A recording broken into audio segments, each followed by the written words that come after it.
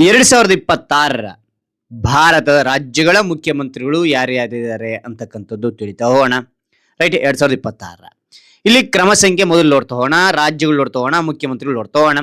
ಹರಿ ಒಂದು ಮಾಹಿತಿ ಅಂತಕ್ಕಂಥ ಇಷ್ಟು ಆಯ್ತಾ, ಇಷ್ಟವಾದ್ರೆ ಒಂದು ಲೈಕ್ ಅನೇಕ ವಿಡಿಯೋಗಳು ಪ್ರೋತ್ಸಾಹ ತುಂಬಾ ಸಿಗುತ್ತೆ. ಇನ್ನೊಬ್ರು ಶೇರ್ ಮಾಡಿ ಚಾನಲ್ ಸಾಧ್ಯ ಇಂಥ ಅನೇಕ ವಿಡಿಯೋಗಳ ಚಾನಲ್ ಸಬ್ಸ್ಕ್ರೈಬ್ ಆಗಿ. ಹಾಗೆ ನೀವು ಯಾವ ರೀತಿ ಒಂದು ಪ್ರಬಂಧ ಭಾಷಣ ಬೇಕಂತೇಳಿ ಕಾನ್ಸ್ಟಲ್ಲಿ ಕಾಮೆಂಟ್ ಮಾಡಿ ಆ ವಿಷಯಕ್ಕೆ ತಕ್ಕಂತ ನಾವು ವಿಡಿಯೋ ಮಾಡಿ ಪ್ರಯತ್ನ ಬರ್ತೇನೆ ಅಂತ ಹೇಳ್ತಾ ಹರಿ ಒಂದೊಂದಾಗಿ ತಿಳಿತಾ ಹೋಗೋಣ ಬನ್ನಿ. ಆಂಧ್ರ ಪ್ರದೇಶದ ಮುಖ್ಯಮಂತ್ರಿ ಚಂದ್ರಬಾಬು ನಾಯ್ಡು, ನಾರಾ ಚಂದ್ರಬಾಬು ನಾಯ್ಡು ಅವರ ಪೂರ್ಣ ಹೆಸರು. ಅವರು 1995ರಲ್ಲಿ ಪ್ರಥಮ ಬಾರಿ ಮುಖ್ಯಮಂತ್ರಿ ಆಯ್ಕೆಯಾದ್ರು. 20 ವರ್ಷಗಳ ಮುಖ್ಯಮಂತ್ರಿಯಾಗಿ ಸೇವೆ ಸಲ್ಲಿಸಿದೆ. ಅವರ ಪಕ್ಷ ಟಿಡಿಪಿ ಆಗಿರ್ತಕ್ಕಂಥದ್ದು. ಐಟಿ ಅಭಿವೃದ್ಧಿ ಮತ್ತು ಹೈದರಾಬಾದ್ ಸೈಬರ್ ನಗರವನ್ನಾಗಿ ಬೆಳೆಸಿದ್ರು. ಅರುಣಾಚಲ ಪ್ರದೇಶ ಪೇಮಾ ಖಂಡು, ಅವರು ಮೊದಲ ಬಾರಿಗೆ 2016ರಲ್ಲಿ ಆಯ್ಕೆಯಾದರೂ ಸುಮಾರು 10 ವರ್ಷಗಳ ಸೇವೆ ಸಲ್ಲಿಸಿದರೆ. ಅವರ ಪಕ್ಷ ಬಿಜೆಪಿ ಆಗಿದ್ದು ಗಡಿ ಪ್ರದೇಶ ಮತ್ತು ರಸ್ತೆ ಅಭಿವೃದ್ಧಿಗೆ ಅವರು ಪ್ರಸಿದ್ಧರು. ಅಸ್ಸಾಂನ ಮುಖ್ಯಮಂತ್ರಿ ಹಿಮಂತ ಬಿಶ್ವ ಶರ್ಮಾ ಮೊದಲ ಬಾರಿಗೆ 2021ರಲ್ಲಿ ಆಯ್ಕೆಯಾದರೂ ಸುಮಾರು 5 ವರ್ಷಗಳ ಸೇವೆ ಸಲ್ಲಿಸಿದರೆ. ಈಗಲೂ ಕೂಡ ಅವರಿರ್ತಕ್ಕಂಥದ್ದು ಬಿಜೆಪಿ ಪಕ್ಷ ಅವರದಾಗಿದ್ದು ಆರೋಗ್ಯ ಮತ್ತು ಶಿಕ್ಷಣ ಸುಧಾರಣೆ ಅವರ ಮುಖ್ಯ ಉದ್ದೇಶ ಆಗಿರತಕ್ಕಂಥದ್ದು.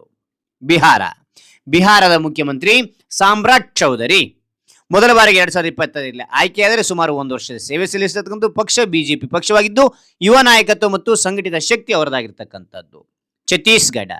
ಛತ್ತೀಸ್ಗಢದ ಮುಖ್ಯಮಂತ್ರಿ ವಿಷ್ಣುದೇವ ಸಾಯಿ ಅವರು 2023ರಲ್ಲಿ ಮುಖ್ಯಮಂತ್ರಿಯಾಗಿ ಆಯ್ಕೆಯಾಗಿದ್ದಾರೆ. ಸುಮಾರು 3 ವರ್ಷಗಳ ಸೇವೆ ಸಲ್ಲಿಸತಕ್ಕಂಥದ್ದು. ಇವರ ಪಕ್ಷ ಬಿಜೆಪಿ ಪಕ್ಷವಾಗಿದ್ದು ಆದಿವಾಸಿ ಸಮುದಾಯದ ಅಭಿವೃದ್ಧಿಗೆ ಇವರು ಪ್ರಾಮುಖ್ಯತೆ ನೀಡತಕ್ಕಂಥದ್ದು.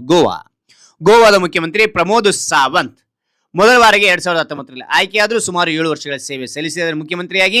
ಪಕ್ಷ ಬಿಜೆಪಿ ಪಕ್ಷವಾಗಿದ್ದು ಪ್ರಸಿದ್ಧ ಕಾರ್ಯ ಪ್ರವಾಸೋದ್ಯಮ ಅಭಿವೃದ್ಧಿ ಇವರದಾಗಿರ್ತಕ್ಕಂಥದ್ದು ಅಂತಕ್ಕಂಥದ್ದು ನೋಡಬಹುದು.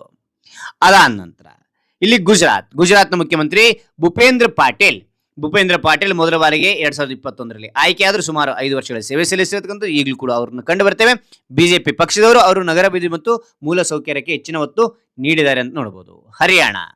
ಹರಿಯಾಣ ಮುಖ್ಯಮಂತ್ರಿ ನಯಾಬ್ ಸಿಂಗ್ ಸೈನಿ ಅವರು 2024ರಲ್ಲಿ ಮೊದಲ ಬಾರಿ ಆಯ್ಕೆಯಾಗಿರ್ತಕ್ಕಂಥ. ಸುಮಾರು 2 ವರ್ಷ ಸೇವೆ ಸಲ್ಲಿಸಿದರೆ. ಈಗಲೂ ಕೂಡ ಅವರಿದ್ದಾರೆ. ಬಿಜೆಪಿ ಪಕ್ಷ ಇದ್ದರೆ ರೈತರ ಪರ ಯೋಜನೆಗಳು ಅವರ ಮುಖ್ಯ ಉದ್ದೇಶ ಆಗಿರ್ತಕ್ಕಂಥದ್ದು. ಹಿಮಾಚಲ ಪ್ರದೇಶದ ಒಂದು ಮುಖ್ಯಮಂತ್ರಿ ನಯಾಬ್ ಸಿಂಗ್ ಸೈನಿ 2020ರಲ್ಲಿ ಮೊದಲು 22ರಲ್ಲಿ ಆಯ್ಕೆಯಾದ್ರು. ಸುಮಾರು 4 ವರ್ಷ ಸೇವೆ ಸಲ್ಲಿಸ್ತಾ ಇದ್ದಾರೆ. ಅವರು ಕಾಂಗ್ರೆಸ್ ಪಕ್ಷದವರು. ಜನರ ಪರ ಆಡಳಿತ ಅಂತ ಅವರ ಮುಖ್ಯ ಉದ್ದೇಶ ಆಗಿರ್ತಕ್ಕಂಥದ್ದು.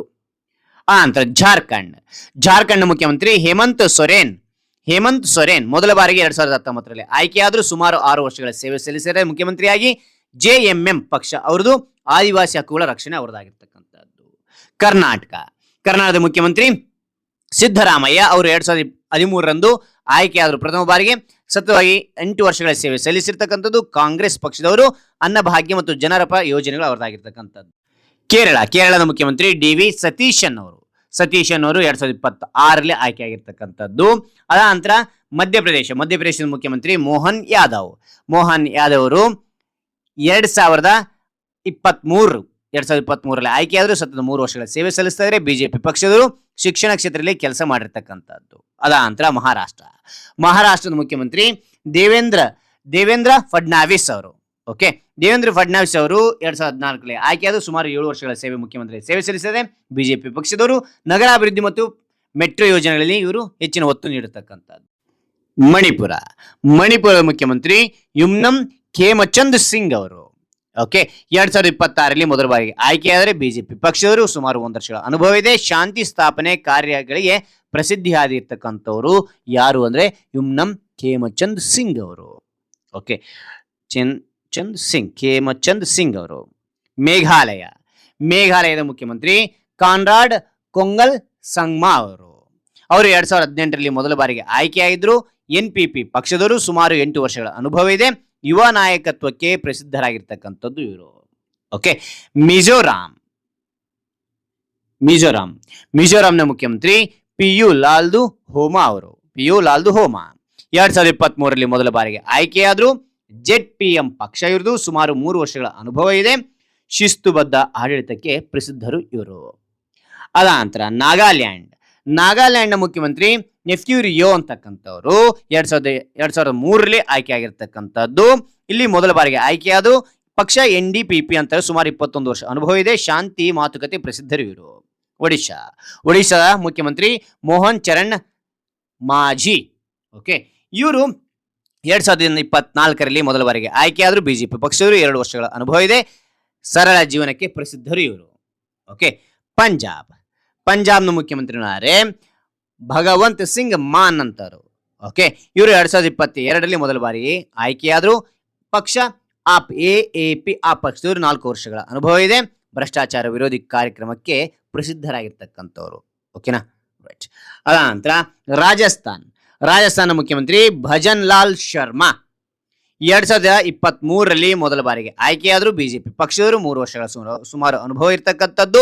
ಸಂಘಟನೆ ಶಕ್ತಿಗೆ ಪ್ರಸಿದ್ಧರಾಗಿರ್ತಕ್ಕಂಥದ್ದು ಇವರು. ಓಕೆ. ಅದ ನಂತರ ಸಿಕ್ಕಿಂನ ಮುಖ್ಯಮಂತ್ರಿ ಪ್ರೇಮಸಿಂಗ್ ತಮಾಂಗ್ 2019ರಲ್ಲಿ ಮೊದಲ ಬಾರಿ ಆಯ್ಕೆಯಾದ್ರು. SKM ಪಕ್ಷ ಇವ್ರದ್ದು ಸುಮಾರು 7 ವರ್ಷಗಳ ಅನುಭವ ಇದೆ. ಸಿಕ್ಕಿಂ ಅಭಿವೃದ್ಧಿಗೆ ಪ್ರಸಿದ್ಧರಾಗಿರ್ತಕ್ಕಂಥದ್ದು. Okay, right. ಅದಾದ ನಂತರ ತಮಿಳುನಾಡು ಮುಖ್ಯಮಂತ್ರಿ ಹೊಸದಾಗಿ ಆಯ್ಕೆ ಆಗಿರ್ತಕ್ಕಂಥ 2026ರಲ್ಲಿ ಯಾರು ಅಂದ್ರೆ ಸಿ ಜೋಸೆಫ್ ವಿಜಯ್. ಇವರು ಪ್ರಸಿದ್ಧ ತಮಿಳು ನಟರಾಗಿರ್ತಕ್ಕಂಥದ್ದು. ಸಮಾಜ ಸೇವೆ ಇವರು ಮೊದಲು ಮಾಡಿರ್ತಕ್ಕಂಥದ್ದು ಅನ್ನೋದು ಇಲ್ಲಿ ತಿಳಿಬಹುದು. ಸಿ ಜೋಸೆಫ್ ವಿಜಯ್ ಅವರು. Okay, right. ಅದಾದ ನಂತರ ತೆಲಂಗಾಣ ಮುಖ್ಯಮಂತ್ರಿ ರೇವಂತ್ ರೆಡ್ಡಿ 2023ರಲ್ಲಿ ಮೊದಲ ಬಾರಿ ಆಯ್ಕೆಯಾದ. ಕಾಂಗ್ರೆಸ್ ಪಕ್ಷದ ಸುಮಾರು 3 ವರ್ಷಗಳ ಅನುಭವ ಇರತಕ್ಕಂಥದ್ದು. ಯುವ ನಾಯಕತ್ವಕ್ಕೆ ಪ್ರಸಿದ್ಧರು ಅಂತ ನೋಡಬಹುದು. ತ್ರಿಪುರಾ ಮುಖ್ಯಮಂತ್ರಿ ಡಾಕ್ಟರ್ ಮಾಣಿಕ ಸಹಾ ಅವರು 2022ರಲ್ಲಿ ಮೊದಲ ಬಾರಿಗೆ ಆಯ್ಕೆಯಾದರು ಮುಖ್ಯಮಂತ್ರಿಯಾಗಿ. ಬಿಜೆಪಿ ಪಕ್ಷದವರು ಸುಮಾರು 4 ವರ್ಷಗಳ ಅನುಭವ ಇದೆ. ಆರೋಗ್ಯ ಕ್ಷೇತ್ರ ಸೇವೆಗೆ ಪ್ರಸಿದ್ಧರು ಇವರು.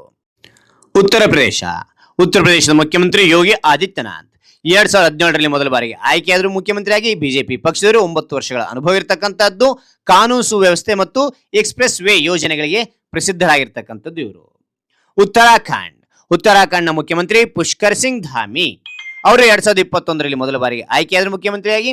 ಬಿಜೆಪಿ ಪಕ್ಷದವರು ಸುಮಾರು 5 ವರ್ಷಗಳ ಅನುಭವ ಇರತಕ್ಕಂಥದ್ದು ನೋಡಬಹುದು. ಪ್ರವಾಸೋದ್ಯಮ ಅಭಿವೃದ್ಧಿಗೆ ಪ್ರಸಿದ್ಧರು ಆಗಿರ್ತಕ್ಕಂಥದ್ದು ಇವರು ಅಂತಕ್ಕಂಥ ನೋಡಬಹುದು. ಓಕೆ. ಆನಂತರ ಪಶ್ಚಿಮ ಬಂಗಾಳ ಹೊಸದಾಗಿ ಆಗಿರ್ತಕ್ಕಂಥ 2026ರಲ್ಲಿ ಬಿಜೆಪಿಯ ಒಂದು ಪಕ್ಷದವರು ಸುವೇಂದು ಅಧಿಕಾರಿ ಇಲ್ಲಿ ಪ್ರಥಮ ಬಾರಿಗೆ ಮುಖ್ಯಮಂತ್ರಿ, ಬಿಜೆಪಿ ಮುಖ್ಯಮಂತ್ರಿ ಅಂತಕ್ಕಂಥ ಪ್ರಸಿದ್ಧಿ. ಕೇಂದ್ರಾಡಳಿತ ಪ್ರದೇಶ ಮುಖ್ಯಮಂತ್ರಿಗಳು ಯಾರ್ಯಾರಿದ್ದಾರೆ ಅಂತಕ್ಕಂಥದ್ದು ನೋಡ್ತಾ ಹೋಗೋಣ. ದೆಹಲಿಯ ಮುಖ್ಯಮಂತ್ರಿ ರೇಖಾ ಗುಪ್ತಾ ಅವರು 2025ರಲ್ಲಿ ಮೊದಲ ಬಾರಿಗೆ ಆಯ್ಕೆಯಾದರು. ಬಿಜೆಪಿ ಪಕ್ಷದವರು 1 ವರ್ಷಗಳ ಮುಖ್ಯಮಂತ್ರಿ ಅನುಭವ ಇದೆ. ಮಹಿಳಾ ನಾಯಕತ್ವ ಮತ್ತು ರಾಜಕೀಯ ಸೇವೆ ಪ್ರಸಿದ್ಧರು ಇವರು. ಜಮ್ಮು ಮತ್ತು ಕಾಶ್ಮೀರ ಒಮರ್ ಅಬ್ದುಲ್ಲಾ ಅವರು 2009ರಲ್ಲಿ ಮೊದಲ ಬಾರಿಗೆ ಮುಖ್ಯಮಂತ್ರಿ ಆಯ್ಕೆಯಾಗಿರ್ತಕ್ಕಂಥ 6 ವರ್ಷಗಳ ಮುಖ್ಯಮಂತ್ರಿ ಅನುಭವ ಇದೆ. ಇವರು ಶಾಂತಿ ಮತ್ತು ಅಭಿವೃದ್ಧಿ ಕಾರ್ಯಗಳಿಗೆ ಪ್ರಸಿದ್ಧರು. ಪುದುಚೇರಿಯ ಮುಖ್ಯಮಂತ್ರಿ ಎನ್ ರಂಗಸ್ವಾಮಿ ಅವರು 2001ರಲ್ಲಿ ಮೊದಲ ಬಾರಿಗೆ ಮುಖ್ಯಮಂತ್ರಿ ಆಯ್ಕೆಯಾದರು. ಆಲ್ ಇಂಡಿಯಾ NR ಕಾಂಗ್ರೆಸ್ ಪಕ್ಷದವರು ಸುಮಾರು 15 ವರ್ಷಗಳ ಮುಖ್ಯಮಂತ್ರಿ ಅನುಭವ ಇದೆ. ಸರಳ ವ್ಯಕ್ತಿ ಮತ್ತು ಜನ ಆಡಳಿತ ಪ್ರಸಿದ್ಧರು ಇವರು. ಓಕೆನಾ, ರೈಟ್. ಹಾಗಾದ್ರೆ ಈ ಎಲ್ಲಾ ಮಾಹಿತಿ ಅಂತ ನಿಮಗೆ ಇಷ್ಟವಾಗಿದ್ರೆ ಒಂದು ಲೈಕ್ ಅನೇಕ ವಿಡಿಯೋ ಪ್ರೋತ್ಸಾಹ ತುಂಬಾ ಸಿಗುತ್ತೆ. ಇನ್ನೊಬ್ರಿಗೂ ಶೇರ್ ಮಾಡಿ ಸಾಧ್ಯ. ಇಂಥ ಅನೇಕ ವಿಡಿಯೋ ಚಾನಲ್ ಸಬ್ಸ್ಕ್ರೈಬ್ ಆಗಿ ಮತ್ತೊಂದು ಹೊಸ ವಿಷಯದೊಂದಿಗೆ ಮತ್ತೊಂದು ಹೊಸ ವಿಡಿಯೋದಿಂದ ಭೇಟಾಣ. Thank you for watching. Bye ಮಕ್ಕಳೇ.